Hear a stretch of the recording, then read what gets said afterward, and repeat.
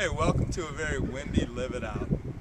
Just want to thank you for checking these out. If they are meaning anything to you or you're telling your friends about them, thanks for doing that. What we're trying to do is summarize the message that we have on Sunday and then what to do to live it out. Hey, on Sunday we talked about Daniel 9. And in Daniel 9 there's really two messages. The first half, Daniel is praying, confessing, pleading with God.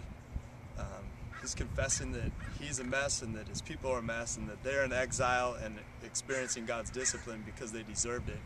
And then he also confesses that God is awesome right off the bat, and God is. And speaking of confession, I just wanted to say, somewhere along the line, the person who decided that these homes right here, take a little peek as John's showing you around here, and these homes, a bunch more that were supposed to be built back there, somebody had to confess that they were wrong with how many homes they were going to be able to build.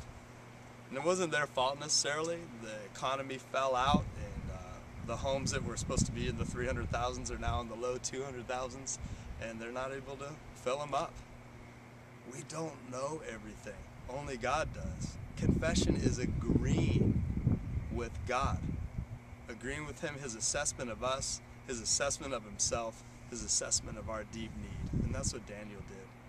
This week on Live It Out, I'd ask that you would confess to God. Confess how amazing He is and how desperately in need of Him you are. Confess the sins of your family and confess that you want Him to fill you up and lead your life. The second half of Daniel 9 is about a bunch of sevens, 77s to be exact, 490 years. And the first seven, pretty impactful time. They're supposed to go back, the exiles go back and rebuild Jerusalem, and they did. The second section would bring you all the way up to when Jesus came back on the scene, and that the Holy One would come and he would love His people, and His people would kill Him, but that He would come back, and when He comes back, He sets everything straight. God's kingdom come, God's will be done. So the second part of Live It Out, confess to Him that His kingdom comes and His will be done.